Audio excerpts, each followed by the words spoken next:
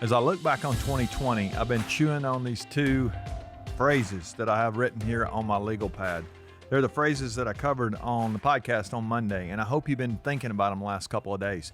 The first one, adversity creates resilience. Adversity creates resilience. As we look back on the last year, so many things have pushed adversity right to the forefront of our lives. We've had challenges. We've got a pandemic going on.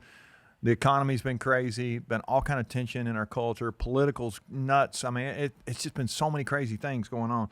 And yet, I'm guessing if you're like me, you would say, truthfully, I feel like I'm more resilient than I was a year ago just because you lived through the last year.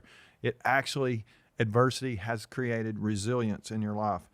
But the second phrase I wrote was this: disruption creates permission. Disruption creates permission.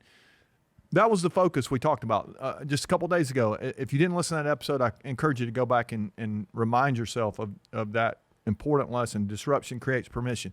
So what I meant by that was I used the example of one of my daughters had gotten married, and she had asked the question, can we do certain things in our wedding? They literally had to cancel the first month or postpone it for a month. And she had all kind of things. Could we do this in the service? There were all kind of restrictions going on.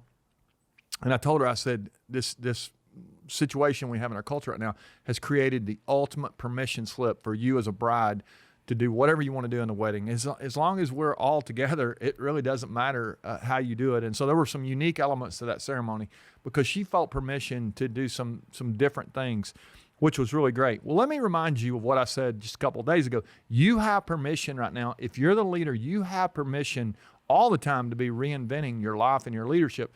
But right now, especially in this culture that we live in, this culture of disruption, I want to remind you, you have permission to do things differently moving into the next year.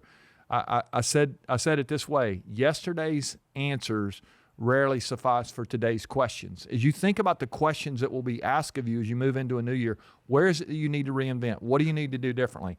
I'm out here today with my legal pad. I want to challenge you to do the same thing. Go find a porch, go find a closet, go find an office where no one is there, spend an hour with yourself, take out your legal pad, write down the phrase, disruption creates permission, and then I want you to identify one or two things that you think you need to do differently going into the next year. Very specific, very tactical. Write that down and then put it in a place where you can review it all the time. This next year is going to be a great year if you reinvent.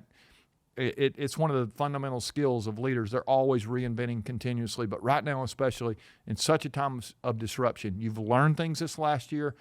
Pay attention to those. Look back on the year. Ask yourself, what do I need to do differently? And then give yourself permission. You're going to lead well if you'll do that.